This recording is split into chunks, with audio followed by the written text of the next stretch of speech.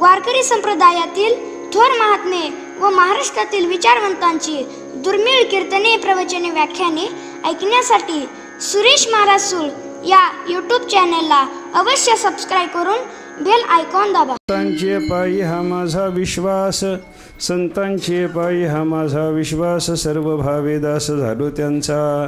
तेची माझे हित करीती सकळ, जेणे हा गोपाळ कृपा करी. भागलिया मज वाहतील कडे, त्यांची आने जोडे सर्व सुख. तेची माझे हित करीती सकळ, जेणे हा गोपाळ कृपा करी. तुका म्हणे शेष घेई नावडी, तुका म्हणे शेष घेई नावडी. वचन न मोडी बोलिले ते, तेची माझे हित करीती सकळ, जेणे हा गोपाळ कृपा करे. विठ्ठल विठ्ठल विठ्ठल विठ्ठल विठ्ठल विठ्ठल विठ्ठल. संतांचे पायी हा माझा विश्वास, संतांचे पायी हा माझा विश्वास, सर्व भावे दास झालो त्यांचा. तेची माझे हित करीती सकळ, जेणे हा गोपाळ कृपा करे. सेवेकरता घेतलेला भंग जगद्गुरु संत शिरोमणी श्री तुकाराम महाराजांचा एक अत्यंत महत्त्वाचा असा भंग आहे, संत परप्रकरणातला आहे. आणि महाराजांनी या ठिकाणी आपल्याला त्यांचं विश्वासाचं ठिकाण सांगितलेलं आहे. माझा विश्वास कुठं आहे, मी कोणाची सेवा करतो, कशासाठी करतो, सगळ्या गोष्टीचा उलगडा तुकाराम महाराजांनी या ठिकाणी केलेला आहे. माझा विश्वास संतावरच आहे, माझी सर्व भावानं सेवा संताचीच चालू आहे. मी शेष घेणं सुद्धा संताचंच करतो, आज्ञा न मोडणं सुद्धा संताचंच करतो. विठ्ठल विठ्ठल विठ्ठल विठ्ठल विठ्ठल विठ्ठल. आज्ञा मोडीत नाही कोणाची, संताची. शेष सेवन करतो कोणाचं, संताचं. आणि त्याच्यानंतर विश्वास कोणाच्या ठिकाणी ठेवतो, संताच्या चरणाच्या ठिकाणी माझा विश्वास आहे. आणि काया वाचा मनानं सर्व भावानं मी दास कोणाचा झालो, साधू पुरुषाचा झालो, असं तुकाराम महाराजांनी या ठिकाणी आपल्याला सांगितलं. संतावरच विश्वास ठेवला, संताचीच सर्व भावानं सेवा केली, संताचंच उच्छिष्ट सेवन केलं आणि संताचीच सगळ्या प्रकारची आज्ञा पाळली. कशा करता, तर तेच सगळ्या प्रकारचं हित करतात म्हणून. विठ्ठल विठ्ठल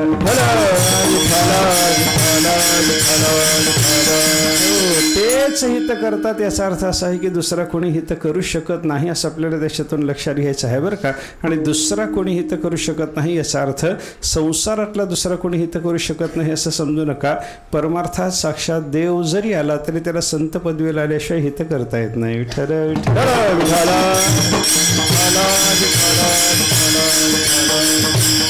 देवाला देवाच्या स्वरूपामध्ये राहून हित करणं शक्य होत नाही. देवाला गुरुपदवीला यावं लागतं, देवाला ज्ञानेश्वर महाराजाच्या रूपानं अवतार धारण करावा लागतो, देवाला कपिलाचार्याच्या रूपानं अवतार धारण करावा लागतो, देवाला भगवान श्रीकृष्ण परमात्म्याला अर्जुनानं शिष्यस्तेहम शाधिमांत्वम प्रपन्न म्हणून शरण गेल्याच्या नंतर त्या अर्जुनाचं गुरुत्व घ्यावं लागतं आणि मग त्याचं हित करता येतं. विठ्ठल विठ्ठल.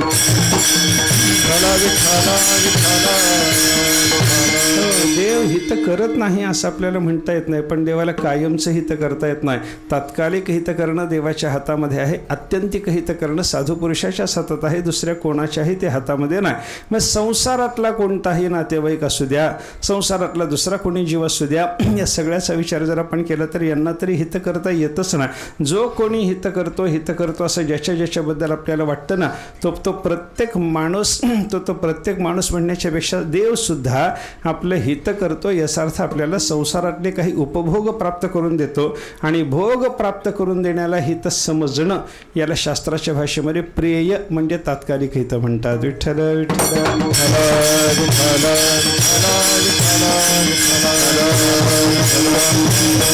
कोणत्या देवाला प्रसन्न करून घेणाऱ्या भक्ताच्याकडे तुम्ही बघा ना. भक्त असतोय खरा, देवाची सेवा करतो, देवाला प्रसन्न करून घेतो, देवाच्या जवळ मागत काय बसतो याचा विचार जर केला तर संसारातलंच काहीतरी मागतो. कोणी म्हणतो माझं लग्न करून द्या, कोणी म्हणतो मला संतान नाही, कोणी म्हणतो मला देवा घर बघा, कोणी म्हणतो मला एखादं राज्य जर प्राप्त झालं तर बरं होतं देवा, कोणी म्हणतो मला इहलोकातलं काही नको देवा, मला स्वर्ग प्राप्त झालं तर बरा होता, एखादा म्हणतो स्वर्गाच्याही पलीकडे जाऊन देवा मला सत्यलोकाची पदवी जर प्राप्त झाली असते ना त्याच्यामध्ये कल्याण आहे. असं उत्तरोत्तर इहलोकातले परलोकातले वाढते भोगच माणसं मागतात, पण भोगाच्या पलीकडे असलेला परमात्मा मागायची कोणाची तयारी नसते. विठ्ठल विठ्ठल विठ्ठल विठ्ठल विठ्ठल. ज्याने ज्याने भोग मागितला त्याने त्याने देव मागितला का? मागितला नाही. ज्याने ज्याने भोग मागितला त्याने त्याने संसारच मागितला असा त्याचा अर्थ होतो. अगदी ब्रह्मदेवाची पदवी प्राप्त व्हावी अशी कामना धारण करून शास्त्रानं सांगितलेलं 100 ओळीनं ब्राह्मणाचे जन्म प्राप्त करून घेऊन ब्रह्मकर्म केलं आणि त्याच्यातून त्यानं काय मिळवलं? ब्रह्मदेवाचं पद मिळवलं. आता ब्रह्मदेवाचं पद मिळवलं म्हणजे शाश्वत मिळवलं का अशाश्वत मिळवलं याचा विचार करा. विठ्ठल विठ्ठल.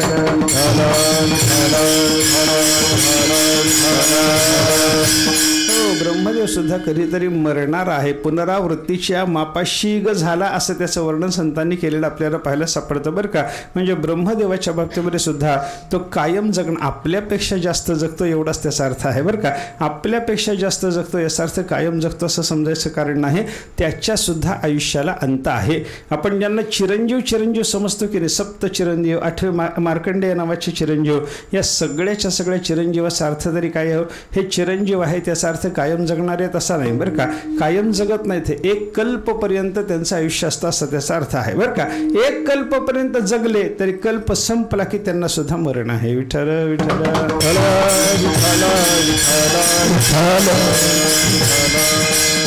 म्हणजे कोणी इंद्रसुख मागितलं, कोणी ब्रह्मदेवाचं पद मागितलं, कोणी संसारातलं काही इथलंच काहीतरी मागायला लागला. हे सगळं मागणारे जे लोक आहेत त्यांची दृष्टी कोणते? बोला, प्रेयाची दृष्टी आहे का श्रेयाची दृष्टी आहे? प्रत्येकाला प्रेयाची दृष्टी आहे. आणि प्रेय जे असतं ना ते तात्कालिक कल्याण करणार असतं.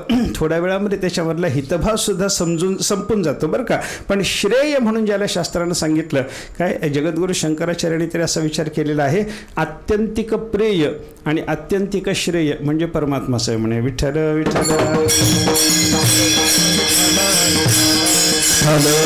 प्रेयामध्ये सुद्धा विचार करत असताना श्रेय आणि प्रेय अशा 2 पद्धतीने शास्त्राने आपल्याला हिताचा विचार सांगितला की नाही. कठोपनिषदातला विचार तो आपल्याला पाहायला सापडतो. एकाला श्रेय म्हणतात, एकाला प्रेय म्हणतात. आत्यंतिक हित म्हणजे परमकल्याण जे आहे ना त्याला शास्त्रामध्ये श्रेय शब्द लावलेला आहे. आणि तात्कालिक जे कल्याण आहे, आत्ता समजा एखाद्या माणसाला तहान लागली, तहान लागल्याच्या नंतर त्याला पाणी मिळालं, हित झालं की नाही, त्याचं कल्याण झालं ना. तहान लागलेल्या माणसाला पाणी मिळालं त्याचं कल्याण झालं. पण तहान लागलेल्या माणसाला एखाद्या तत्वज्ञ महात्म्याने तहान भूक हे प्राणाचे धर्म बाबा, त्या प्राणाचा तुझा काही संबंध नाही असं समजून सांगितल्याच्या नंतर तो प्राणाकडं तहान मानतो, आपल्याला तहान मानतच नाही. आता मला सांगा, पाणी मिळाल्यानं तहान भागली आणि तहान लागणं हा प्राणाचा धर्म असल्यामुळे तहान पुन्हा त्याला लागलीच नाही. याच्यामध्ये कोणाचं परम कल्याण झालं? बोला. विठ्ठल विठ्ठल.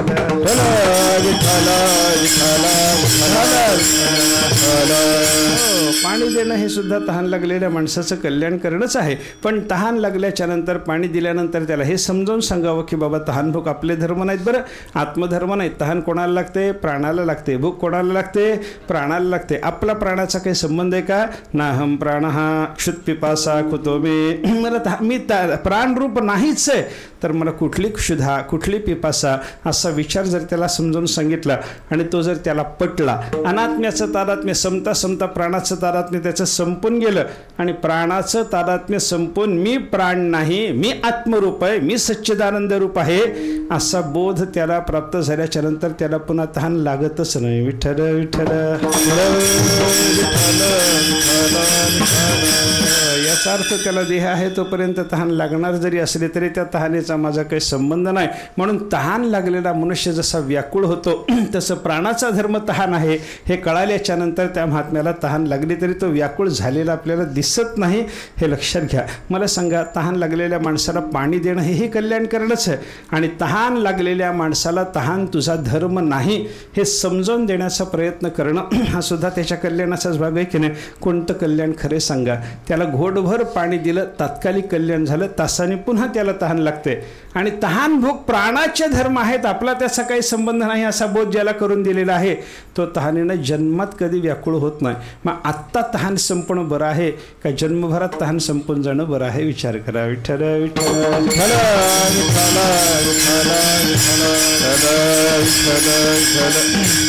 याला काय म्हणायचं? तात्कालिक कल्याण. विषयाची प्राप्ती झाली, तात्कालिक कल्याण झालं आणि ज्ञान झालं, परमात्मा रूपता आपली कळायला लागली की मग मनुष्याचं जे कल्याण होतं याला शास्त्रामध्ये आत्यंतिक कल्याण असं म्हणलेलं पाहायला सापडतं बरं का. ज्ञानानं होणारं कल्याण आत्यंतिक कल्याण आहे. व्यवहारातल्या विषयाच्या उपभोगानं प्राप्त होणारं जे कल्याण आहे ते तात्कालिक कल्याण आहे. सगळे जगातले लोक ऐका, आता हे 2 प्रकारचं कल्याण आपल्या लक्षात आल्याच्या नंतर याच्यातलं कोणतं कल्याण कोण करून देतो याचा जर विचार आपण केला तर ज्यांनी आपल्याला संसारातले भोग प्राप्त करून दिले त्याने तात्कालिक कल्याण केलं आणि ज्यांनी देव भेटवून द्यायचा प्रयत्न केला त्यांनी मात्र परम कल्याणाचा विचार केला. विठ्ठल विठ्ठल.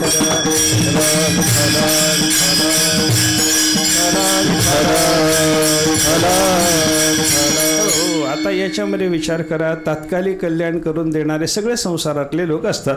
आपल्याला तहान लागल्यावर पाणी कोण देत नाही सांगा? कोणीही देतो. रस्त्यानं जाता जाता एखाद्याची पाणपोय असली तो पाणी देतो. एखाद्याच्या घरासमोर उभं राहून आपण तहान लागले बाबा पाणी द्या म्हटल्याच्या नंतर गोडभर तांब्याभर पाणी कोणीही आपल्याला देतो. मग ज्यानं आपल्याला पाणी दिलं त्यानं आपलं कल्याण केलं हे जरी खरं असलं तरी तात्कालिक कल्याण करणार असल्यामुळे त्याचा उपकार खरा नाही. आणि संतांनी मात्र तहानभूक आपले धर्मच नाही हे समजून दिलेलं असतं. संत महात्मे संसारात तुम्हाला कुठं अडकू देतच नाहीत. साधू पुरुष तुम्हाला जे सांगत असतो, संत महात्मा संसारातलं काही देत नाही. संत महात्मा देत असतो ते परमात्माच आपल्या हातात देत असतो. विठ्ठल विठ्ठल.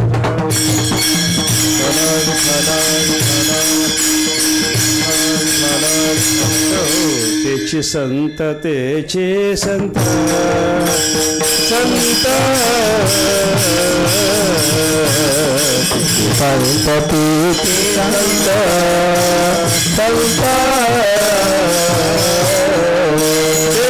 संत तेचे संत संत संपतेचे संत संत ज्यांचा हेत विठ्ठली ज्यांचा हेत विठ्ठली ज्यांचा हेत विठ्ठली ज्यांचा हेत विठ्ठली विनती काही ताना ताना तोना काही ताना तोना ताना तोना काही ताना तोना ताना तोना काही ताना तोना ताना तोना तेची संत तेची संत तेची संत तेची संत तेची संत तेची संत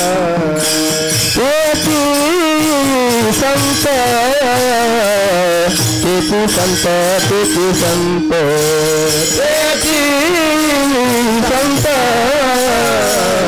तेची संत तेची संत ज्याच्या हेत विठ्ठली आहेत विठ्ठली ज्यांचा हेत विठ्ठली ज्यांचा हेत विठ्ठली मेहनती काही मेहनती काही ताना तोना मेहनती काही मेहनती काही ताना तोना मेहनती काही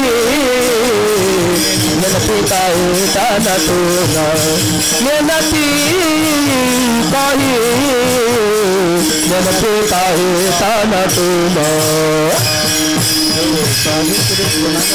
कशाबद्दल निळोबाऱ्यांनी केलेल्या संताची व्याख्या बघा ना. संत महात्मा कोणाला म्हणतात? निळोबाऱ्या सांगतात तेची संत तेची संत त्यांना संत म्हणा त्यांना संत म्हणा तेच संत असतात. दुसरा कोणी संत नसतो.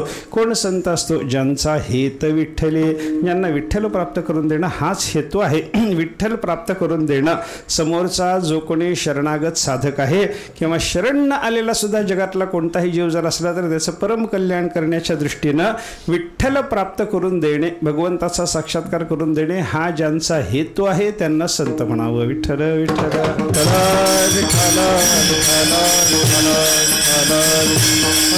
मग देवाच्या साक्षात्काराचा ज्यांचा हेतू आहे असे संत महात्मे जगात जे अवतीर्ण होतात ना, ते संसारातलं काही मिळवून देतील का हो आपल्याला? संसारातलं काही प्राप्त करून देण्याचा नाशिवंत अशा वस्तूच्या प्राप्तीचा संत महात्मे विचार करतच नाहीत बरं का. नाशिवंत ते स्वतःही स्वीकारत नाहीत तर नाशिवंत जगालाही देत नाहीत. विठ्ठल विठ्ठल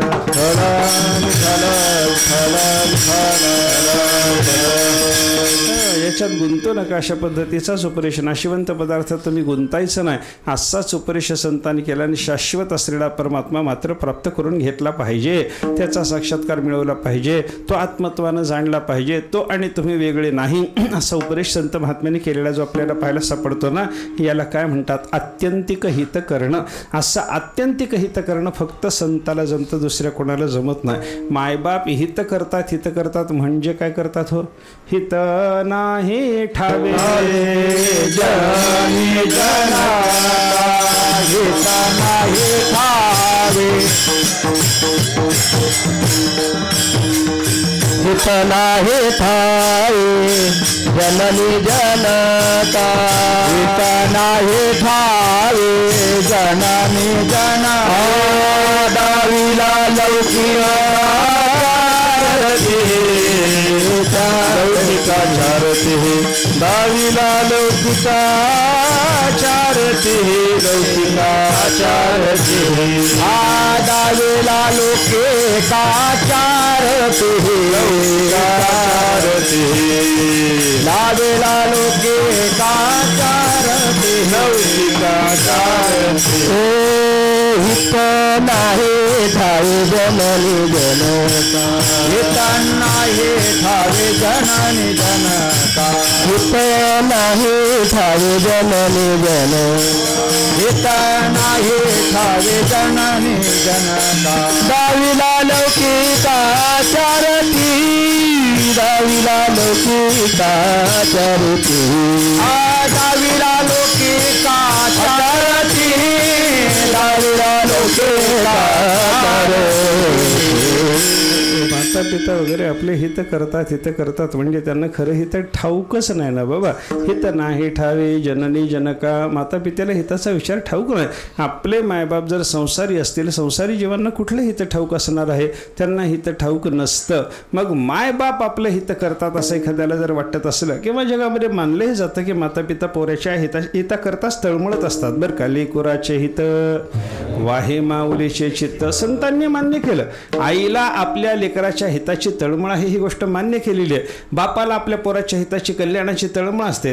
तनय कुशल योगे तातपादाय तंते, महाभारतात आलेले चिंतन आपल्याला पाहायला सापडतं. तनय म्हणजे मुलगा, त्याचा कुशल म्हणजे कल्याण, त्याला कल्याणाचा योग व्हावा याच्याकरता तातपादा यतंते. बाप कोणताही बाप आपल्या पोराचं कल्याण व्हावं याच्याकरता परिश्रम करतो म्हणे. विठ्ठल विठ्ठल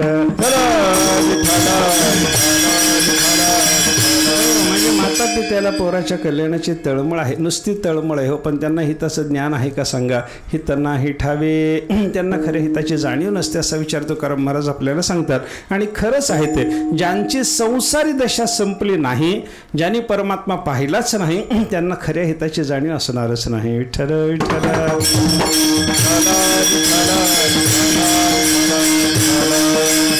असं असल्यामुळे संसारी माणसाच्याकडून आपलं कल्याण होत नाही बरं का. संसारी माणसाकडून जसं कल्याण होत नाही तशी पूर्ण पारमार्थिक वस्तू असलेला परमात्मा तो तरी आपलं कल्याण करायला तयार आहे का सांगा ना. आपलं तोही परम कल्याण करायला तयार नसतो. जेव्हा गंमत कशी आहे बघा, आपण ज्यांच्याकडून कल्याण होत नाही असा विचार बोलायला लागलो त्याच्याकडून सुद्धा कल्याण झालेली उदाहरणं माणसं आपल्याला दाखवतात बरं का.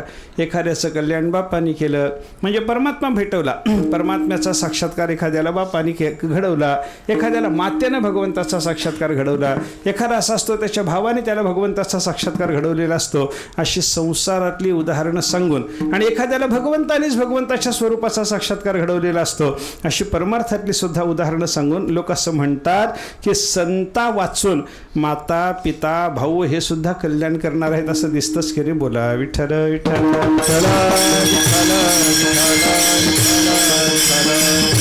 त्याला आपल्याला उत्तर देता येतं, जिथं जिथं या संसारी लोकांच्याकडून कल्याण झालेलं दिसतं आणि जिथं जिथं भगवंताने सुद्धा परमकल्याण केलेलं दिसतं, त्या सगळ्या ठिकाणी हे संसारातले जे जे कोणी कल्याण करते दिसतात आणि जो परमात्मा कल्याण करता दिसतो ते आपल्या भूमिकेत राहून कल्याण करत नाहीत, संताच्या भूमिकेत येऊनच कल्याण करतात. विठ्ठल विठ्ठल.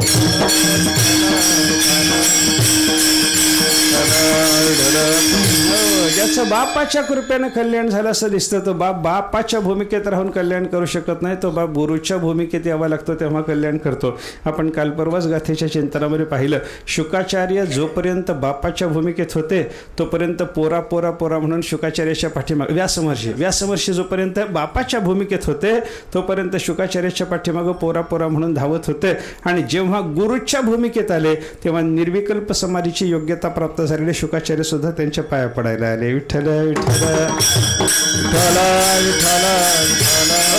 खरं कल्याण शुकाचार्याचं कधी झालं सांगा ना? या व्यासापासून ते व्यास महर्षी त्यांच्या पाठीमागे लागले तेव्हा कल्याण झालं, का व्यासांच्याकडे शुकाचार्य आले तेव्हा त्यांचं कल्याण झालं? व्यासांच्याकडे शुकाचार्य आल्याच्या नंतर कल्याण झालं आणि व्यासाच्याकडे कल्याण आल्यावर कल्याण झालं. याचा अर्थ काय झाला? व्यास गुरु भूमिकेत आले तेव्हा त्यांचं कल्याण झालं. जोपर्यंत बापाच्या भूमिकेत होते तोपर्यंत व्यासमहर्षी पोरा पोरा म्हणून पाठीमागे धावत होते, तोपर्यंत ते परमकल्याण शुकाचार्याचं करू शकले नाहीत. मग कधी परमकल्याण करता आलं? हे आपल्याच आश्रमात स्थिर राहिले आणि समाधी लावून बसलेला महात्मा सुद्धा गुरु म्हणून आपल्या बापाच्याकडे शरण आला, तेव्हा बापाने केलेल्या भागवताच्या उपदेशानं त्यांना परम रसस्वरूपता प्राप्त झाली. विठ्ठल विठ्ठल.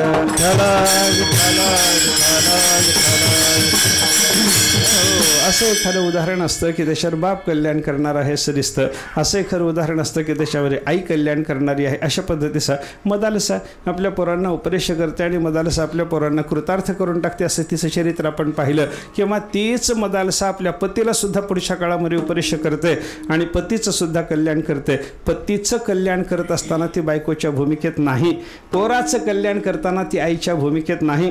तर प्रत्येक वेळेला गुरुची भूमिका प्राप्त झाल्याशिवाय कोणालाही कल्याण करता येत नाही. विठ्ठल विठ्ठल. देवहूती आणि कपिलाचार्याचं भागवतातलं उदाहरण जर पाहिलं तर देवहूती माता आहे आणि कपिलाचार्य मुलगा आहेत, आणि माता पुत्र या नात्यानं जोपर्यंत ते वागत होते तोपर्यंत देवहूतीचं कल्याण नाही. पतिराज जेव्हा तपस्या करायला निघून गेले देवहूतीचे कर्दम प्रजापती, तेव्हा कर्दमांचं वनामध्ये गमन झाल्याच्या नंतर संन्यास धर्मानं वागण्याकरता ते निघून गेले.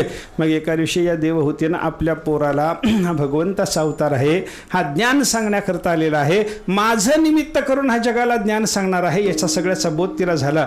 तेव्हा त्यानं काय केलं? आपल्या पोराला उंच आसनावर बसवलं, व्यासपीठावर त्यांना बसवलं, कपिलाचार्यांना बसवलं. आपण खाली बसले, हात जोडले, विनंती करून म्हणायला लागले, निर्विण्णा नितराम भूमन असदिंद्रिय दर्शनात. आत्तापर्यंत या इंद्रियाच्या पाठीमागं धावून धावून माझा कल्याण झालं, वाटोळं झालं, आणि आता मला या विषयाचं वैराग्य झालेलं आहे, कृपा करा आणि माझ्या कल्याणाचा मार्ग प्रशस्त करा. कोणाला म्हणते देव होते?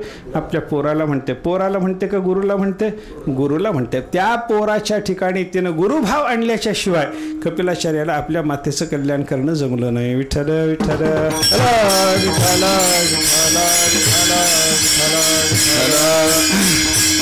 निवृत्तीनाथ महाराजांच्या ठिकाणी बंधुभाव आहे, ज्ञानेश्वर महाराजांच्या ठिकाणी बंधुभाव आहे, पण ज्ञानोबराचं कल्याण करणारे निवृत्तीनाथ महाराज किंवा सोपानदेवाचं कल्याण करणारे ज्ञानेश्वर महाराज जर आपण बघायला लागलो, हे भाऊ आहेत असं म्हणता येत नाही. निवृत्तीनाथ महाराजांनी कधी, हे ज्ञानेश्वर महाराजांनी निवृत्तीनाथ महाराजांचा उल्लेख करत असताना श्रीगुरु म्हणून केला का भाऊ म्हणून केला याचा विचार करा. विठ्ठल विठ्ठल विठ्ठल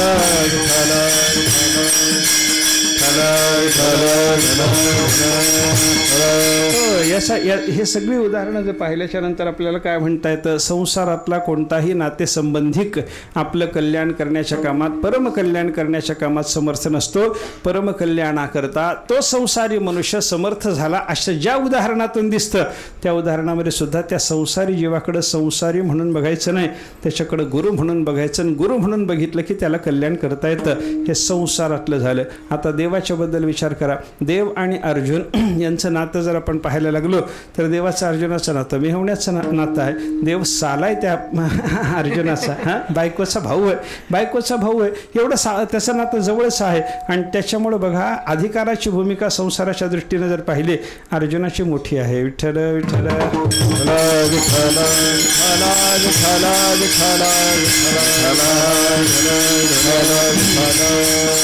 चांगते उराउरी मागो सर्वज्ञासी चिकी बुद्धी सांगो, असं अशा पद्धतीचं ज्ञानेश्वर महाराजांनी केलेलं चिंतन सगळं त्या अर्जुनाचं क्षमा मागताना असं बघून घ्या. आपल्याला काय चिंतन करायचं आहे. अर्जुन भगवान श्रीकृष्ण परमात्म्याशी वागत असताना जेव्हा साल्याच्या नातानं वागत होता तेव्हा कल्याण झालं का? भगवान श्रीकृष्ण गीता सुरू झाली तेव्हा तरी विचार करा ना. युद्धाला जेव्हा प्रारंभ झाला तेव्हा अर्जुनाला युद्धापासून उपराम व्हावं वाटलं, युद्ध नको वाटलं, तेव्हा भगवंताने लगेच त्याला गीता सांगायला सुरुवात केली का? नाही महाराज. सुरुवातीला अर्जुनाला देवाने शिव्या घातल्या. अरे तू नपुसक आहेस म्हणे, तू भेकड आहेस म्हणे, हे कुठलं काय तुला आठवायला लागलं म्हणे, असं शिव्या घालून देव बोलतात. पण त्याला कल्याणाचा मार्ग, परमकल्याणाचा मार्ग, अशोचानंद शोचस्त्वम अशा पद्धतीचा बोध भगवंताने त्याला लगे करायला सुरुवात केली नाही बरं का. मग जेव्हा शिव्या घातल्या तेव्हा आपलं काहीतरी चुकतं हे लक्षात आल्याच्या नंतर अर्जुन भगवंताला शरण गेला. शिष्यस्तेहम शाधिमान त्वं प्रपन्नम. देवा मी तुमचा शिष्य आहे, मी तुम्हाला प्रपन्न म्हणजे शरणागत आहे, मला तुम्ही शाधी योग्य प्रकारचं मार्गदर्शन करा. अशी अर्जुनानं गुरु म्हणून शरणागती स्वीकारून देवाला प्रार्थना केल्यावर मग देवाने उपदेश करून अर्जुनाचं परमकल्याण केलं. विठ्ठल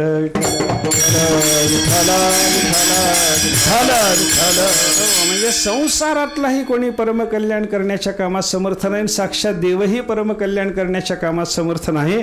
त्याला संत पदवीवर यावं लागतं, त्याला श्री गुरुच्या भूमिकेत यावं लागतं. आणि श्री गुरुच्या भूमिकेत आल्याच्या नंतरच त्याला समोरच्याचं कल्याण करणं शक्य होतं. तेची माझे हित करीती सकळ, असं तुकाराम महाराजांनी इथं त्याचं चिंतन आपल्याला सांगितलेलं आहे. आणि तेच हित करतात म्हणून विश्वास कुठं ठेवायचा महाराज? संतांची पायी हा माझा विश्वास, सर्वाचा संतांची पायी हा माझा विश्वास, संतांची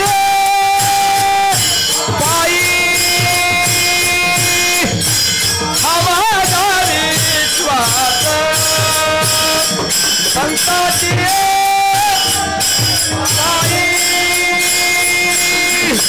हा माझा विश्वास, संतांची पायी हा माझा विश्वास, संतांची पायी पायी हा माझा विश्वास, संतांची पायी हा माझा विश्वास, संतांची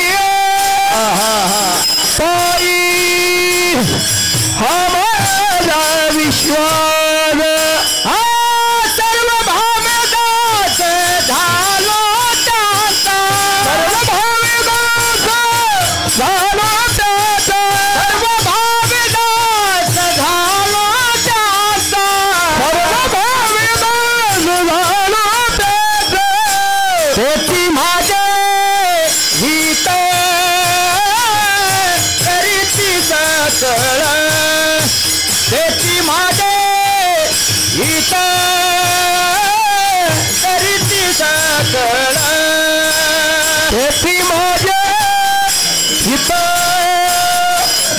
करीती सकळ, तेची माझे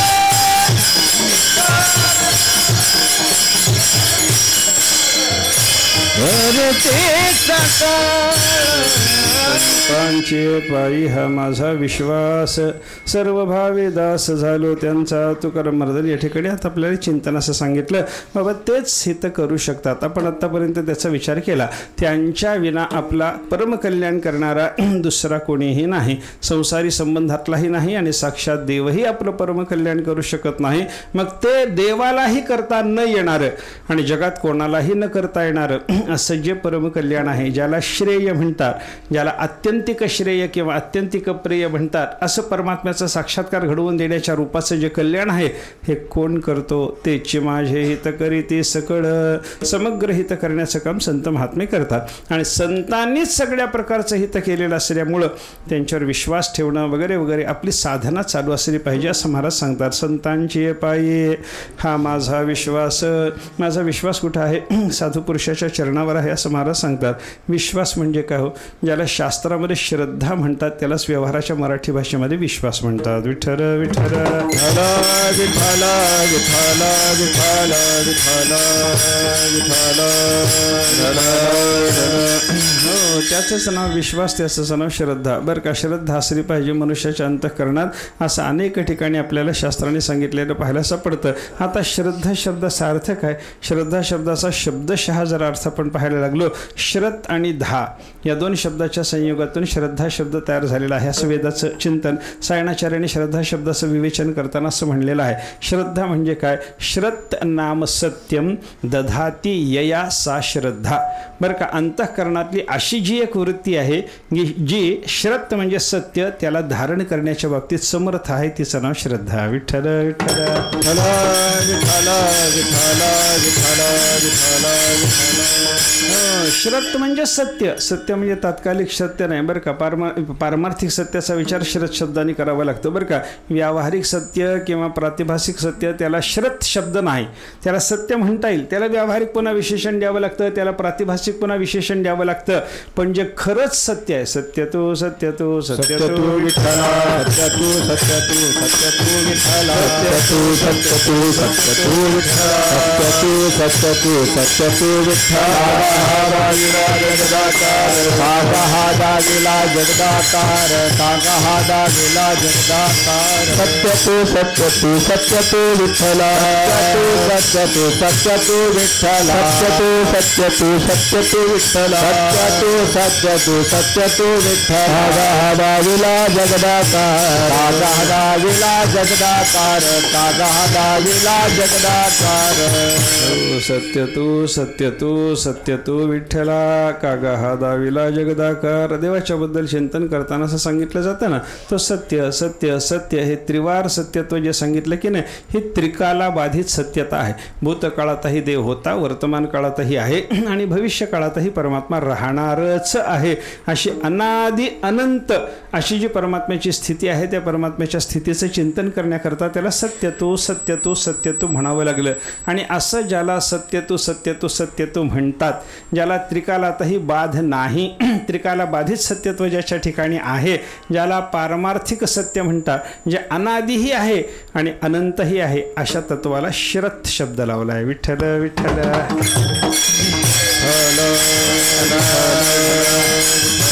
आणि ते जे श्रत आहे की नाही, ते श्रत धारण करण्याकरता अंतःकरणाची क्षमता चांगली मोठी पाहिजे की नाही. आपल्या अंतःकरणात कामासारखा विकार असला तर कुठलं श्रतचं धारण करू शकतो? तो कुठलं श्रतचं धारण करणार? एखादी वैकारिक वृत्ती जर मनुष्याच्या अंतःकरणात राहिली तर ते श्रत म्हणजे परमसत्याचं धारण करण्याच्या कामात समर्थ नाही. मग परमसत्य आपल्या हृदयामध्ये स्थिर व्हावं, परमसत्याचं धारण व्हावं आपल्याला, याच्याकरता काय करावं लागतं? अंतःकरणामध्ये जी वृत्ती लागते, जी श्रतचं धारण करू शकते, तिचं नाव आहे श्रद्धा. विठ्ठल विठ्ठल.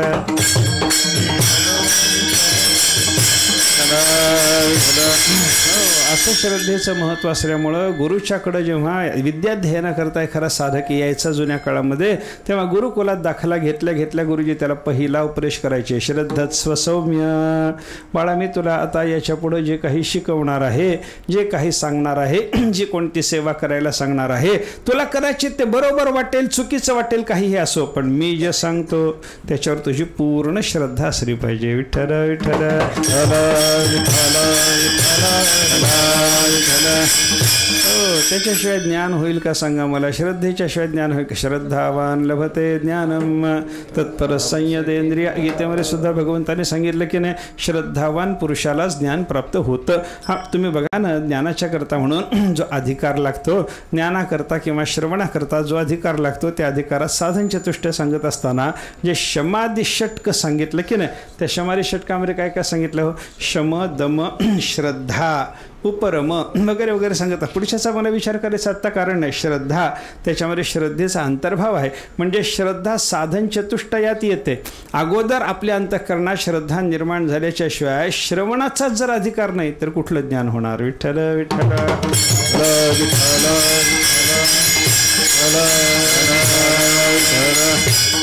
म्हणून श्रद्धावान लभते ज्ञान. श्रद्धावान पुरुषाला ज्ञान प्राप्त होतं असं चिंतन आहे. आपण विचार करा ना, ज्ञानाच्या बाबतीत जर विचार करायचा झाला आपल्याला, ज्ञान कशाला म्हणतात? अज्ञानाचा ज्याच्या योगाने नाश होतो त्याला म्हणायचं आहे ज्ञान. असं ज्ञानाचं जर लक्षण आपण केलं तर ते अज्ञान आपल्या ठिकाणी काय काय निर्माण करतं याचा विचार करत असताना चिदाभासाच्या 7 अवस्था सांगताना अज्ञान काय काय करतं? अज्ञानम आवृत्ती ही ऐके नाही. ते आवरण किती प्रकारचं असतं? 2 प्रकारचं आवरण आपल्याला सांगितलं जातं. एकाला म्हणतात असत्वापादक आवरण, दुसऱ्याला म्हणतात अभानापादक आवरण. सच्चित आनंद रूप असलेला परमात्मा, त्या परमात्म्याचं सत्यत्व ज्या आवरणाने झाकलं त्याला काय म्हणायचं? असत्वापादक आवरण. आणि त्या परमात्म्याचं चित्व ज्या आवरणानं झाकलेलं आहे त्याला काय म्हणायचं? अभानापादक आवरण. असं सत्व झाकणारं चित्व झाकणारं असं असत्वापादक आणि अभानापादक असं 2 प्रकारचं जे आवरण आहे की नाही, या आवरणाचा नाश झाला पाहिजे. मग या आवरणाच्या नाशाकरता आपल्याला काय लागतं याचा विचार करत असताना शास्त्रकारांनी सांगितलं असत्वापादक आवरण पहिल्यांदा घालवायचे, ते घालवण्याकरता श्रद्धा लागते. आणि अभानापादक आवरण नंतर घालवायचे, त्याच्याकरता विचार लागतो. विठ्ठल विठ्ठल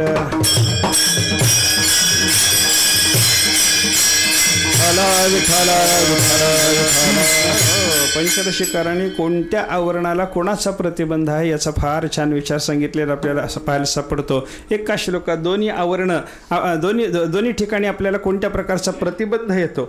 असत्वापादक आवरण जायचं असेल तर त्याच्याकरता कोणता प्रतिबंध आहे, आणि आभानापादक आवरण एखाद्याचं जात नाही त्याला कोणता प्रतिबंध आहे त्याचा विचार पंचदशीकारांनी आपल्याला सांगितला बरं का.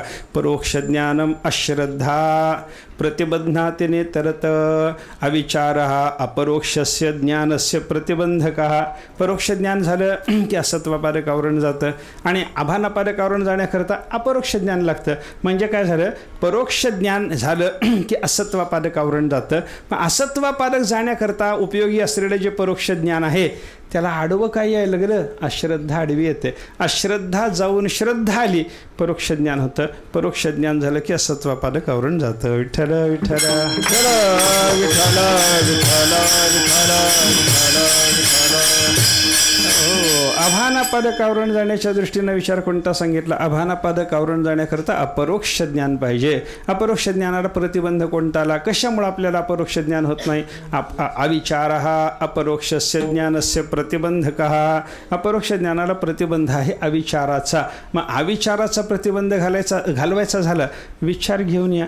विचार घेऊन आला, अविचाराचा प्रतिबंध जातो. अविचाराचा प्रतिबंध झाला, अपरोक्ष ज्ञान होतं. अपरोक्ष साक्षात्कार झाला, असत्वापादक आवरण जातं. विठ्ठल विठ्ठल विठ्ठल विठ्ठल विठ्ठल म्हणजे भगवंताच्या साक्षात्काराचा मार्ग आपला प्रशस्त करत असताना अपरोक्ष साक्षात्कारापर्यंत जाऊन पोहोचण्याकरता लागणारा विचार आणि त्या विचाराची सुद्धा योग्यता येण्याकरता अगोदर जे परोक्ष ज्ञान व्हावं लागतं, ते परोक्ष ज्ञान होण्याकरता असलेला अश्रद्धेचा प्रतिबंध घालवण्याकरता श्रद्धा संपन्न झाल्याशिवाय काही उपयोग होत नाही. म्हणून ज्ञानाकरता श्रद्धा लागते. ती शमारी षटक संपत्तीत सांगितलेली आहे. विठ्ठल विठ्ठल विठ्ठल विठ्ठल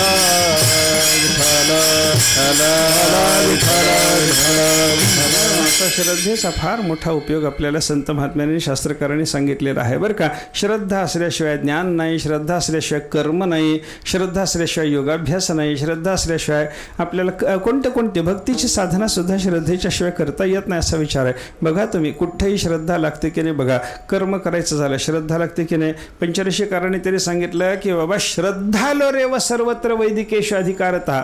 सगळ्या वैदिक साधनाचा अधिकार किंवा वैदिक विचाराचा अधिकार कोणाला जर असेल तर श्रद्धावान पुरुषालाच आहे. विठ्ठल विठ्ठल विठ्ठल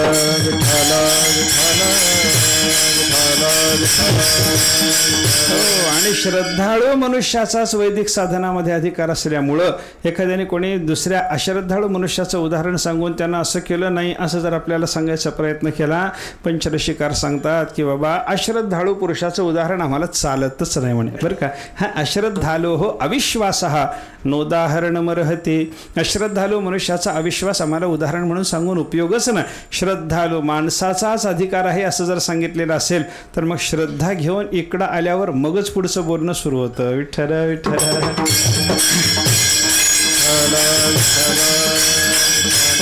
म्हणून परमार्थाला लागलेल्या साधकाला भांडवल गाठी तरी विश्वास, त्याच्या पदनामध्ये विश्वासाचं भांडवल पाहिजे, श्रद्धेचं भांडवल पाहिजे असं तुकाराम महाराजासारखे संत हे आपल्याला शिकवतात. बरं का, विश्वास कुठं लागत नाही सांगा. संसारात विश्वासाची पावला पावलाला गरज आहे. आमचे गुरुजी फार छान चिंतन सांगायचे. संसारात विश्वासाची गरज नाही म्हणणाऱ्या माणसाला विचारा म्हणायचे. काय विचारावं त्याला? तो काही कामधंदा करण्याच्या निमित्तानं नवरा बायकोचा एकमेकाचा विश्वास कसा असतो संसारामध्ये, त्याच्याकरता गुरुजी सांगायचे तुझा विश्वास नाही का कुठेही? नाही म्हणे. एखादा माणूस म्हणतो संसारी मला कुठेही विश्वास ठेवायचा नाही असं म्हणतो, मला कुठेही विश्वास ठेवायचा नाही म्हणणाऱ्या माणसाला गुरुजी म्हणायचे तुझं लग्न झालं का? लग्न झालं. मग लग्न झालेलं तू काही संसारात काही पोट भराय करता उद्योगधंदा वगैरे करतोस की नाही? करतो म्हणे. घरातून कितीला बाहेर पडतोस तो? गुरुजीला तो सांगायचा. गुरुजी त्याचं उदाहरण सांगताना म्हणायचे 9ला बाहेर पडतो. बरं जेवायला वगैरे घरी येतोस का डबा घेऊन जातोस? जिथं कुठे कामाला जातोस तिथं डबा घेऊन जातोस का? दुपारी जेवायला घरी येतोस? नाही म्हणलं घरीच जेवायला येतो. दुपारी येऊन घरी जेवण करत असतो. बरं 9ला बाहेर पडलेला जेवायला किती वाजता येतोस? 1 वाजता येतो. मग 1 वाजता आल्याच्या नंतर तुझी बायको तुला जेवायला वाढते? हो. जेवायला बसल्याच्या नंतर तू एकदम जेवायला सुरुवात करतोस का ते थोडंसं पोळीचा तुकडा कुत्र्याला टाकून बघतोस? कसं करतोस म्हणे? कसं करतोस? कसं करतो माणूस? कसं करतो सांगा ना. त्याचं जाऊ दे, आपलं विचार आपलं बघा की थोडं आपलं बघा. आपण बाहेरून आल्याच्या नंतर बायकोनं जेवायला वाढल्याच्या नंतर लगेच जेवायला सुरुवात करतो का थोडा संशय घेतो? याच्यात विष घातला असेल का बाबा? हां, माझ्या बायकोनं या अन्नामध्ये विष घातलं असेल का? असा संशय आल्यावर माणूस जेवतो का? जेवत ना. कुत्र्याला तुकडा कशा करता टाकायचा? ते कुत्र्याने तुकडा खाल्ल्याच्या नंतर ते तडफडतं का? त्याला चक्कर येते का? ते मरतं का? हे बघाय करतास की नाही? मग ते कुत्र्याला तुकडा न टाकता खाली मान घालून आल्या सगळं पोटभर चारी ठाव बायकोने केलेल्या स्वयंपाकाचं भोजन मनुष्य जे करतो ते का करतो? गुरुजी म्हणायचे तुझा बायकोवर बेटा विश्वास आहे म्हणून तू जेवतोस.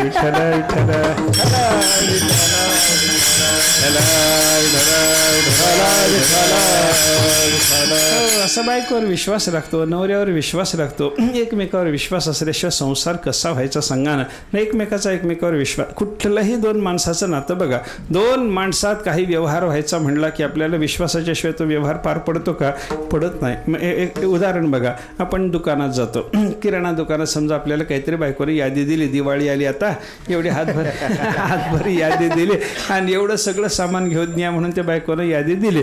माणसाला खाली मान घालून ती यादी घेऊन दुकानात जाणं भाग आहे की नाही? का म्हणतो त्याला ह्याच्यातून काही थोडी काटछाट कर ग बाई, थोडं कमी करते म्हणते, दिवाळीत खायला मिळत नाही, आणा एवढं गपचूप. मग याला जावं लागतं, हा दुकानात जातो. बरं दुकानात गेल्याच्या नंतर ती सगळी यादी दुकानदाराला दिल्याच्या नंतर दुकानदार आपल्याला सामानाच्या पुड्या बांधून देतो की नाही? बांधून पुड्या देतो, ते आपल्या पिशवीत ठेवतो. पिशवी अशी त्या समोरच्या टेबलवर जी असते ते आपल्यासमोर काउंटरवरून आपल्याकडे ढकलतो आणि ढकलल्याच्या नंतर मग आपण त्याला विचारायचं बिल किती झालं? मग तो बिल देतो. ते बिल दिल्याच्या नंतर मग आपण त्याला बिल देऊ किंवा 4 दिवसांनी देतो म्हणून सांगू, काहीतरी होईल. पण मला सांगा, आपण त्याच्या हातात यादी दिल्यानंतर त्या दुकानदाराने अगोदर माल दिला का अगोदर पैसे मागितले? कसं केलं सांगा तुम्हाला? हां, अगोदर माल दिला. अगोदर माल देणाऱ्या दुकानदाराचा विचार करा, त्याचा आपल्यावर विश्वास आहे, हा माणूस मला बुडवत नाही म्हणूनच तो माल देतो की नाही बोला. आणि ज्याच्यावर विश्वास नाही त्याचे पैसे घेतल्याशिवाय दुकानदार त्याच्या समोरून ते पिशवी त्याच्या पुढं करतच नाही. बरं का, ज्याच्यावर विश्वास आहे त्याला दिलं जातं. याचा अर्थ काय झाला? आपला दुकानदारावर विश्वास पाहिजे, म्हणजे दुकानदारावर आपला विश्वास पाहिजे. बरं का, यादी दिल्याच्या नंतर या दुकानदाराने बांधून दिलेला माल सगळ्याच्या सगळा पुढे सोडून माणूस बघतो का? मला जिरे पाहिजे होते, खौड जिरे दिलेत का, कसं दिलंय बघतो का? तो मनुष्य बघत नाही. खोबरं पाहिजे होतं, खौड दिलंय का चांगलं दिलंय? काही काही बघत नाही ना मनुष्य. हे सगळं न बघता त्यानं बांधलेलं हाही बांधून घेतो आणि हे ते पैसे द्यायच्या अगोदर तो सुद्धा याच्या हातामध्ये पिशवी देतो. पैसे न घेता दुकानदारानं आपल्या हातात पिशवी दिली म्हणजे गिऱ्हाईकावर दुकानदाराचा विश्वास झाला. आणि दुकानदाराला आपण ती यादी दिल्याच्या नंतर त्यानं कशी सामानाची बांधणी केलेली आहे, सामान चांगलं आहे का वाईट आहे हे न बघता आपण पिशवी घरी आणली. याचा अर्थ काय झाला, गिऱ्हाईकाचा दुकानदारावर विश्वास झाला. विठ्ठल विठ्ठल.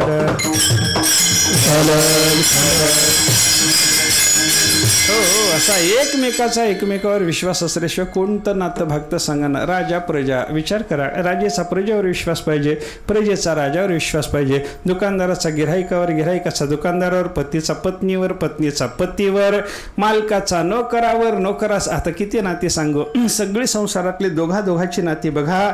आणि त्या दोघात काही व्यवहार व्हायचा म्हणलं की विश्वास पाहिजे की नाही बोला. एक महिनाभर नोकर आपल्या घरी राबतो, कशा करता राबतो, हा महिन्याच्या नंतर मालक मला न फसवता पगार देणार आहे या भरवशानंच तो आपल्या घरी महिनाभर विश्वासानंच वागतो ना, विश्वासानंच वागतो बरं का. याचा अर्थ काय झाला, त्या नोकराचा मालकावर विश्वास आहे, मालकाला सुद्धा नोकरावर विश्वास ठेवावा लागतो. हा मला फसवणार नाही बाबा, माझ्याशी खोटी करणार नाही, माझ्या घरचं काम इमानदारीनं करील असा विश्वास असल्याशिवाय चालतच नाही ना. म्हणजे दोघात जो काही व्यवहार व्हायचा, दोघाचा संबंध त्याच्यामध्ये होणारा व्यवहार, त्याच्याकरता विश्वासाची संसारालाही गरज आहे. त्याच्या पुढं चला, एकाच्या व्यवहारामध्ये सुद्धा दोघाच्या संबंधाची गरज नाही. आपल्याला एकट्याला काही व्यवहार करायचा झाला तरी विश्वासाची गरज आहे. मी उदाहरणानं सांगतो, आपल्याला एक पाय उचलून पुढं टाकायची क्रिया करायची, एवढंच करायचं. एक पाय उचलून पुढं टाकणे एवढीच क्रिया करायची आहे. पण एवढी क्रिया करण्याकरता आपल्याला कोणाकोणावर विश्वास ठेवावा लागतो बघा. आपण पाय उचलून पुढं टाकतो, हां, पाय उचलून पुढं टाकण्याच्या अगोदर डोळ्यांनी समोरची जागा बघितलेली असते की नाही, बघितली की नाही, म्हणजे कोणावर विश्वास झाला, डोळ्यावर विश्वास झाला. बरं, डोळ्यावर जसा विश्वास झाला तसं डोळ्याचं काम फक्त जागा बघण्याचं असतं. ही जागा पाय ठेवायच्या लायकीची आहे की नाही याचा विचार डोळ्याला सांगता येत नाही. डोळ्याला फक्त जागेचं विवरण माहिती आहे, वर्णन माहिती आहे. त्या जागेचं वर्णन ते डोळा अंतःकरणाकडे सोपवतो आणि मग अंतःकरण त्या जागेच्या योग्यायोग्यतेचा विचार करतो. अक्षेषु अर्थार्पितेषु एतद्गुणदोष विचारकम. इंद्रियानी विषय नेऊन अंतःकरणाला दिल्याच्या नंतर त्या विषयाची योग्यता आहे की नाही याचा विचार करण्याचं काम कोणाचं, अंतःकरणाचं. म्हणजे पाय ठेवायला तयार झाला म्हणजे हा पाय ही जागा पाय ठेवायच्या योग्यतेची आहे, त्याला अंतःकरणानं सांगितलं ना, म्हणजे अंतःकरणावर विश्वास झाला. पहिला विश्वास कोणावर, डोळ्यावर. दुसरा विश्वास कुठं आला, अंतःकरणावर. बरं, अंतःकरणावर विश्वास झाला, डोळ्यावर विश्वास झाला, तसा पायावरही विश्वास पाहिजे ना. हा पाय उचलून पुढं टाकल्याच्या नंतर मला पाडणार नाही असा विश्वास असल्याशिवाय मनुष्य पाय टाकेल का. आपण जसा बिनधास्त पाय टाकतो तसा एखादा पांगळा माणूस बिनधास्त पाय टाकेल का, टाकत नाही. का टाकत नाही, त्याचा पायावर विश्वास नाही असा त्याचा अर्थ असतो बरं का. म्हणजे जमीन बघितली, जमिनीवर विश्वास आहे. डोळ्यांनी पाहिली, डोळ्यावर विश्वास आहे. अंतःकरणाने विचार केला, अंतःकरणावर विश्वास आहे. पायाला आपण समर्थ समजतो म्हणून आपण पाय टाकण्याची क्रिया करतो. याचा अर्थ एक पाय उचलून पुढं टाकायचा झाला तर 10-12 जणांवर विश्वास ठेवायची गरज पडली. विठ्ठल विठ्ठल.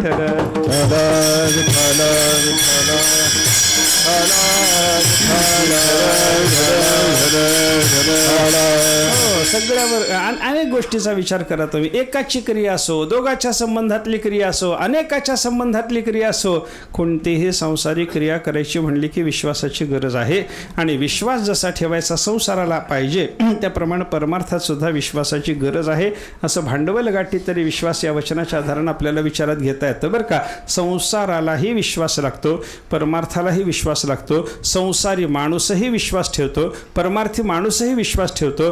पण विश्वास कुठं ठेवावा हे संसारी माणसालाही कळत नाही आणि परमार्थी साधकालाही कळत नाही. तेव्हा त्याला सांगावं लागतं, संताची पायी हा माझा विश्वास, पायी हा माझा विश्वास,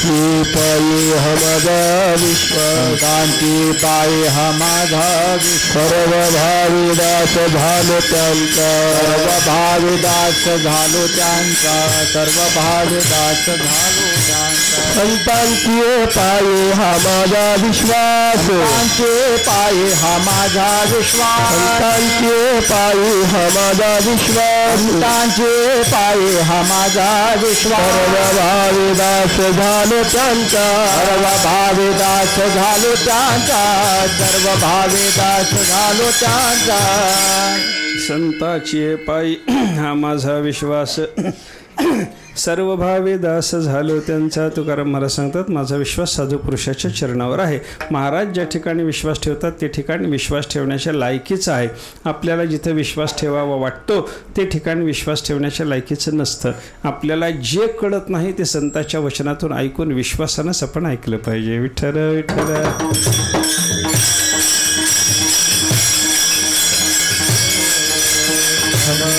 आपल्याला जे जे कल्याणाचं वाटतं ते कल्याणाचं नाही हे संतांनी सांगितलं तर त्याचा विचार माणसाने केला पाहिजे. म्हणून उपनिषदात एक वाक्य येतं बघा. एक पंचरशिकाराने त्या वाक्याच्या संबंधाने एक कथा सांगितली. एक महात्मा होते. त्या महात्म्याच्याकडे एका दिवशी दोन माणसं आली. एक होता साधक, काहीतरी गुरुच्या मुखातून जाणून घ्यावं, महात्मा आहेत, सद्गुरू म्हणून योग्यतेचे हे आहेत, तेव्हा यांच्याकडून आपण तत्त्वज्ञान संपादन करावं म्हणून या विचारानं आलेला एक माणूस होता.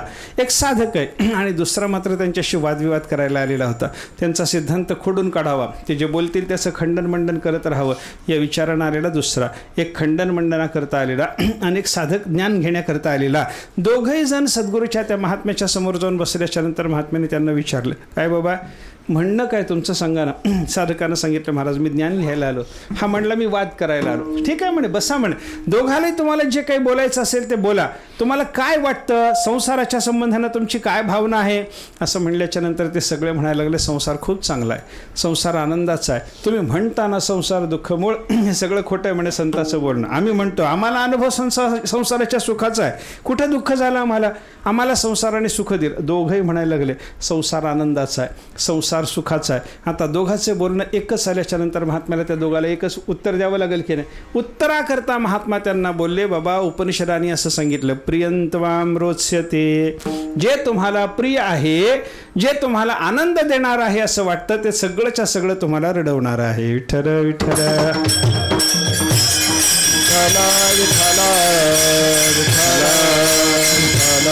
जे प्रिय आहे ते सगळंच्या सगळं रडवणार आहे असा विचार ऐकल्याच्या नंतर हा जो साधक होता त्या साधकाला काय होईल, त्याच्यातून पंचरशिकार चिंतन करताना आपल्याला असं सांगतात की बाबा तस्योत्तरम वचो ब्रूते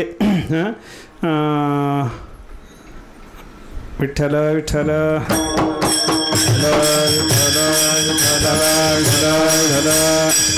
श्लोक आठवला नाही. शिष्यश्च प्रतिवादीच, एक शिष्य आणि एक प्रतिवादी दोघे जण आल्याच्या नंतर त्यांच्याकरता उत्तर देण्याकरता सद्गुरूने दिलेलं एकच उत्तर. पण त्या एका उत्तरातून काय होतं, साधकाला उपदेश जाणवतो आणि प्रतिवाद करायला आलेल्या माणसाला शाप वाटतो बरं का.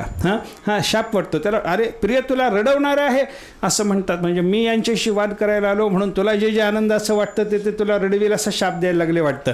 साधक मात्र विचार करतो मला जे प्रिय आहे, मला जे आनंद देणार आहे ते सगळं नाशिवंत आहे आणि नाशिवंत असल्यामुळे कधीतरी ते आपल्याला सोडून जाणार आहे, म्हणून त्याच्या विरहाने आपल्याला दुःखाची वेदना होईल. हा उपदेश गुरु महाराज करतात म्हणे. विठ्ठल विठ्ठल. मला हे दोघांचं चिंतन आपल्यासमोर मांडायचं नाही बरं का. त्या प्रतिवाद करायला आल्या माणसाला काय वाटावं हा विचार सोडून द्या, पण सद्गुरूच्या मुखातून आलेलं जे वाक्य असतं ना, कदाचित ते आपल्याला रुचलं जरी नाही तरी ते कल्याणाचं आहे म्हणून स्वीकारलं पाहिजे. आपल्याला वाटतं संसार आनंदाचा आहे, पण महात्म्याने सांगितलं प्रियंत्वाम रोचते, मग आपण त्यांचं ऐकून त्याचा त्याग करण्याचा प्रयत्न करावा, त्याच्यात कल्याण आहे हा विचार लक्षात घ्या. मी कशा करता हे म्हणायला लागलो, आपल्याला संसारात कोणावर तरी विश्वास ठेवावा, हे रुचेल कदाचित, पण संत महात्मे सांगतात इतरत्र विश्वास ठेवू नका, संतावर विश्वास ठेवा. विठ्ठल विठ्ठल. मग काय करावं, संताचं ऐकून आपण संताच्या चरणावर विश्वास ठेवला पाहिजे. बरं मी नुसता विश्वास ठेवू नाही असं तुकाराम महाराज सांगत नाही. सर्व भाविदास झालो त्यांचा, काया वाचा मनानं मी संतांची सेवा करायला लागलो. तनु मनुजीवे चरणाशी लागावे, अगर्वता करावे दास्य सकळ, कोणत्याही प्रकारचा गर्व मनामध्ये न धरता संतांची सगळ्या प्रकारची सेवा करावी. शरीरानं करा, वाणीनं करा, मनाने करा, सगळ्यांनी काया वाचा मनानं म्हणजे सर्व भावानं सेवा करणं आहे. विठ्ठल विठ्ठल विठ्ठल विठ्ठल.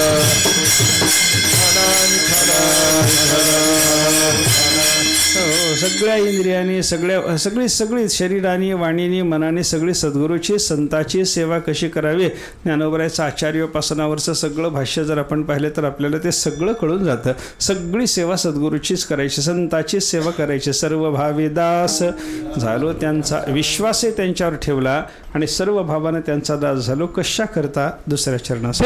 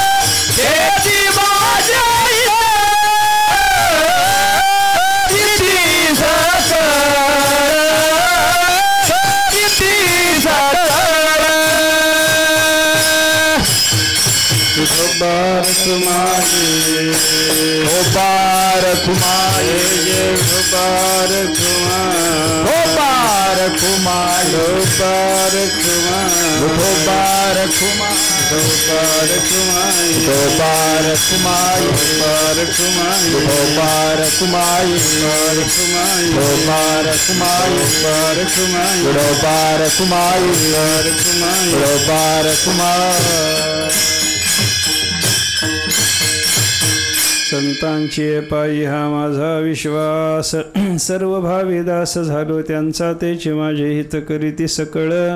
जेणे हा गोपाळ कृपा करी. जगद्गुरु संत शिरोमणी श्री तुकाराम महाराज या अभंगातून त्यांची विश्वासाची जागा आपल्याला दाखवतात. कशा करता? संतांनी जे केलं ते करण्याची आपली सामान्य माणसाची प्रवृत्ती असते. येथ वडील जे जे करीते तयानाम धर्म ठेविते तेची येर अनुष्ठिती सामान्य सकळ, अशी आपली गतानुगती कथा आहे. मोठ्या माणसाचं बघून वागायची आपल्याला सवय आहे बरं का. आणि मोठ्या माणसाचं बघून वागायची सवय असल्यामुळं आपल्या कल्याणाकरता साधकांनी कोणावर विश्वास ठेवावा हे मोठ्या माणसाकडे बघायचं जर असेल, तुकाराम महाराज म्हणतात माझ्याकडं बघा, मी तुम्हाला सांगतो माझा विश्वास कुठं आहे. साधू पुरुषाच्या चरणावर माझा विश्वास आहे. संत महात्म्याची मी काया वाचा मनानं सर्व भावानं सेवा करतो. शरीरानं संताचीच सेवा करतो, वाणीनंही करतो, मनानंही करतो. सगळी सेवा संताची आपल्याला करता येते बरं का. आपण शरीरानं संताची सेवा करू शकतो हे आपल्याला लक्षात घेता येईल बरं का. माणसं म्हणतात आम्ही संताची संत जाती हरिकीर्तना त्यांच्या वाही नमोचे वाहना, हे ऐके नाही, हे सगळी कोण कोणती सेवा आहे? संताच्या पादुका घेईन मोचे खांदे, संतांच्या पादुका घेईन मोठे खांदे, संताच्या पादुका घेईन मोचे खांदे, संतांच्या पादुका घेईन मोठे खांदे, टाळ दिंडी नाचेन पुढे, टाळ दिंडी नाचेन पुढे, हाती टाळ दिंडी नाचेन पुढे, संताच्या पादुका घेईन मोचे खांदे, संतांच्या पादुका घेईन, संतांच्या पादुका घेईन, हाती टाळ दिंडी नाचेन पुढे, हाती टाळ दिंडी नाचेन पुढे, हाती टाळ दिंडी नाचेन पुढे, संतांच्या पादुका घेईन मोचे खांदे. संतांच्या वाहना जतन करणं बरं का. जीवे संताचे होत वाहनधर, अशा पद्धतीची संतांची सेवा करणं हे काय आहे? शारीरिक सेवा आहे. हाती टाळ दिंडी नाचेन पुढे, संतांच्या समोर दिंडी म्हणजे वीणा टाळ वगैरे हे नृत्य करणं, दिंडीत त्यांच्या समाविष्ट होणं, अशी ही सगळी सेवा करता जी येते ही सगळी शारीरिक सेवा झाली. वाचिक सेवा करता येते की नाही? संतांची वाचिक सेवाही आहे. देवाचं नामस्मरण जसं आहे तसं संताचंही आहे की नाही आपल्याकडं. पुण्यवंत भावे पुण्यवंत भावे सज्जनाची नावे घेता, सज्जनाची नावे घेता, सज्जनाची नावे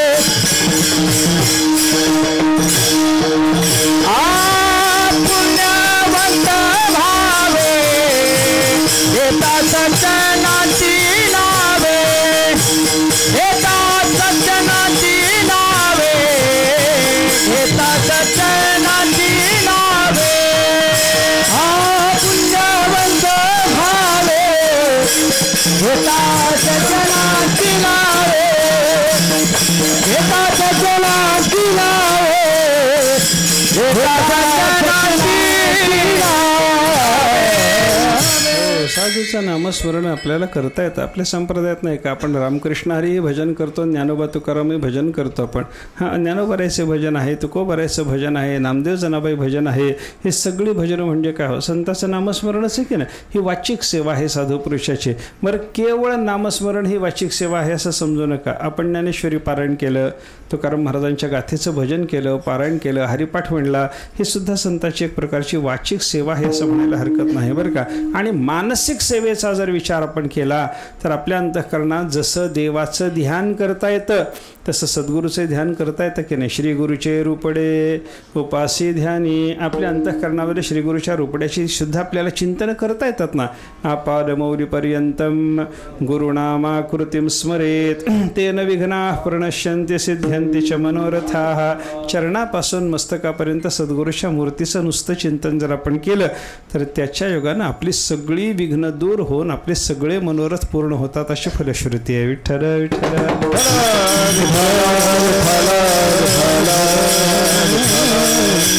म्हणजे देवाचं जसं जसं आपल्याला सेवन करता येतं तशी तशी सगळी सेवा साधूची सुद्धा सद्गुरूची सुद्धा करता येते. शरीरानं देवाची सेवा आहे, संताचीही आहे. वाणीनं देवाची सेवा संताचीही आहे. मनानं जसं देवाचं ध्यान करता येतं संताचंही ध्यान करता येतं. पण एवढीच संताची मानसिक सेवा समजू नका.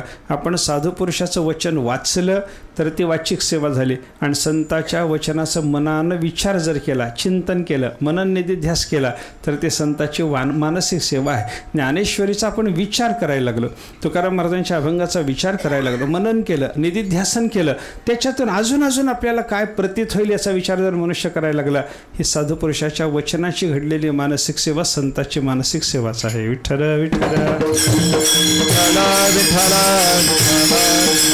संतावर विश्वास ठेवून संतांची सर्व भावानं सेवा कशा करतात तर तेची माझे हित करीती सकळ.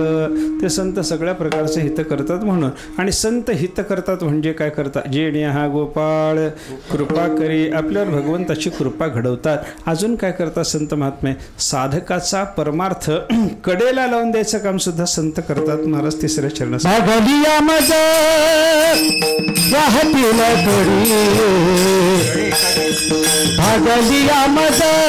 वाहतल करे संजनी जोडे सर्व सुख, संजनी जोडे सर्व सुख. भागलिया मज कडे भागली आम्हाला वाहतील कडे त्यांची आणे जोडे सर्व दुःख त्यांची आणे जोडे सर्व भागली आम्हाला वाहतील कडे आम्हाला वाहतील कडे भागली आम्हाला वाहतील कडे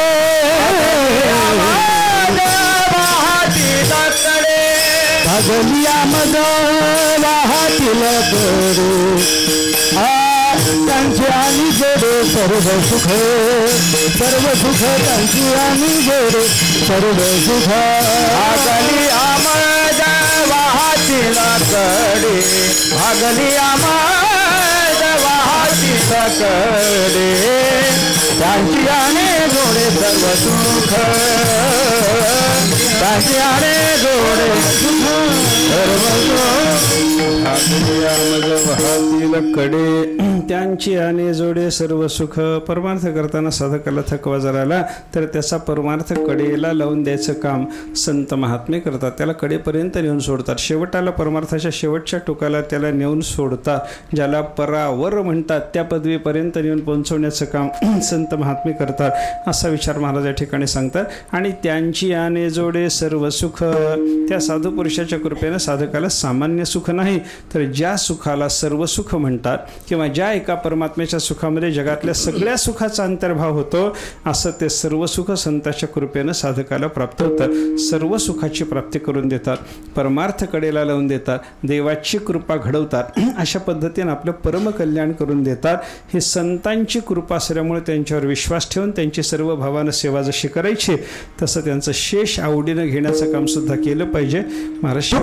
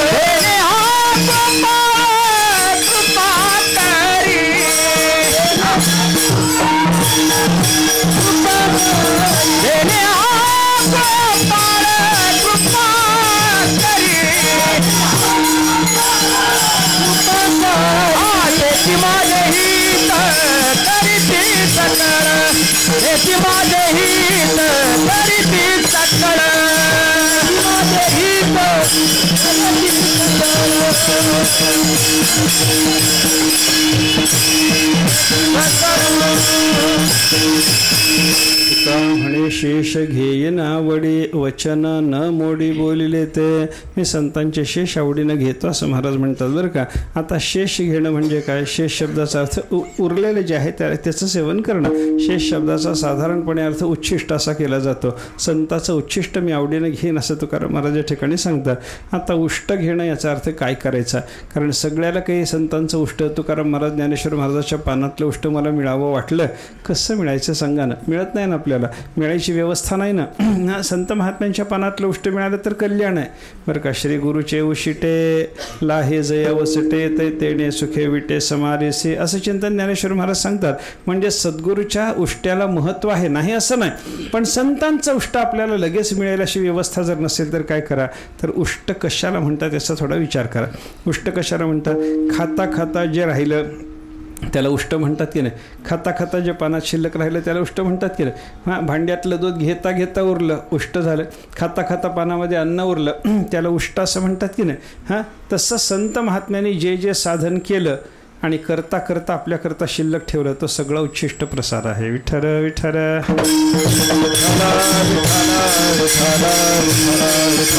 नामस्मरण केलं आपल्याकरता शिल्लक ठेवलं, वारी केली आपल्याकरता शिल्लक ठेवली, एकादशी केली आपल्याकरता शिल्लक ठेवली, गाथा ज्ञानेश्वरीचं पारायण केलं आपल्याकरता शिल्लक ठेवलं. हे संतांनी जे जे साधन करून आपल्याकरता शिल्लक ठेवलं तो संतांचा उच्छिष्ट प्रसाद, त्याला शेष म्हणा. ते शेष आपण घ्यायचं नुसतं नाही, आवडीनं घ्यायचं आहे.